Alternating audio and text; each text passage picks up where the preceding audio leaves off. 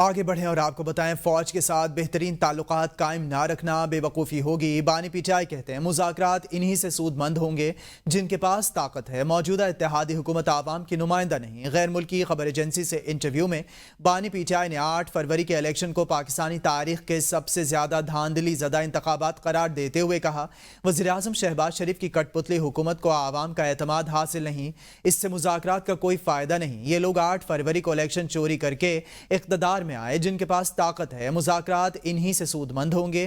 بانی P T I نے عدالت سے باہر ڈیل کے امکان کو مسترد کرتے ہوئے مطالبہ کیا 8 فروری کے الیکشن میں تحریک انصاف کی فتح کو تسلیم کیا جائے۔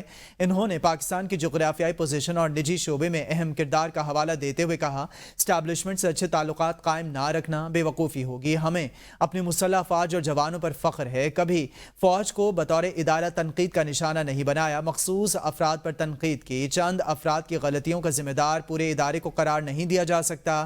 بانی پی ٹی آئی کی اسٹیبلشمنٹ سے پھر مشروط مذاکرات کی پیشکش، بوگس مقدمات واپس لینے کا مطالبہ، کہا حالیہ الیکشن میں جو پارٹی جیتی حکومت اس کے حوالے کی جائے۔ وزیراعلیٰ خیبر پختونخوا الیمین گنڈاپور نے سوابی میں میڈیا سے گفتگو کرتے ہوئے کہا، سوابی جلسے میں اسلام آباد جلسے کی تاریخ کا بھی اعلان کروں گا۔ انہوں نے سیاسی مخالفین کو وارننگ بھی دی، کہا دیکھتا ہوں کون روکتا ہے ہمیں۔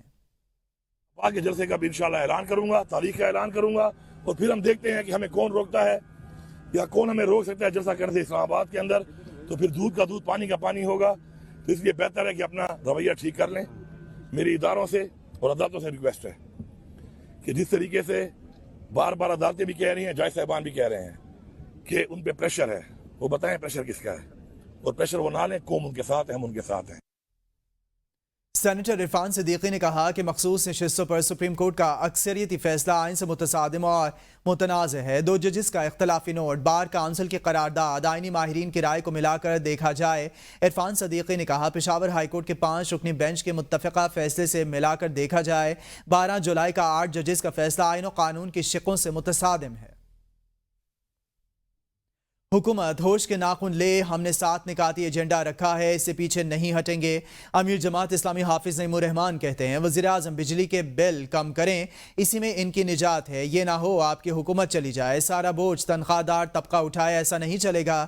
آئی پی پیز بچانے کے لیے ہمیں ڈرایا جاتا ہے، ہم نے فیصلہ کیا تھا کسی سازش کا حصہ نہیں بنیں گے، ہم تصادم اور ٹکراؤ کا راستہ اختیار نہیں کریں گے۔ حکمرانوں کو ہوش کے ناخن لینے چاہیے۔ پہلے مرحلے کے طور پر ہم نے اپنا 7 نکاتی ایجنڈا رکھا ہے۔ یہ 7 نکتوں کا ایجنڈا کیا ہے؟ اس میں صاف اور واضح بات ہے، اور اس سے ہم بالکل بھی پیچھے ہٹنے کے لیے تیار نہیں ہیں کہ بجلی کے یہ بم جو بلوں کی صورت میں آتے ہیں 25 کروڑ پاکستانیوں کو یہ قبول نہیں ہے۔ وزیر اعظم صاحب، آپ بجلی کے بل کم کر دیجئے، اسی میں آپ کی نجات ہے، آپ کو کہیں لے کر ہی نہ ڈوب جائے اور 47 بھی منہ دیکھتا رہ جائے اور آپ کی حکومت چلی جائے۔ پاکستان میں یہ تنخواہ دار طبقہ ہی تو ٹیکس دیتا ہے، لیکن ہم نے اس بات کا فیصلہ کیا تھا کہ ہم کسی سازش کا حصہ نہیں بنیں گے، ہم تصادم کا راستہ اختیار نہیں کریں گے، ہم ٹکراؤ سے اجتناب کریں گے۔ پاکستان مسلم لیگ ضیاء کے سربراہ اعجاز الحق کہتے ہیں جیسے عوام ویسے حکمران ہوں گے۔ آج ہمیں بجلی، گیس اور روزگار میں اتنا الجھا دیا گیا کہ اسرائیل کے خلاف جہاد تو کہا، ہم آواز تک بلند نہیں کر پا رہے۔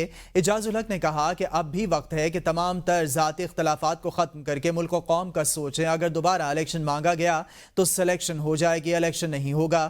ہر حکومت نے آئی پی پیز معاہدے کیے، اب ان کو خیال آیا کہ آئی پی پیز کتنا بڑا ظلم ہے۔ عوام کے ساتھ افغان جہاد ہی کی برکت سے پاکستان ایٹمی قوت بنا۔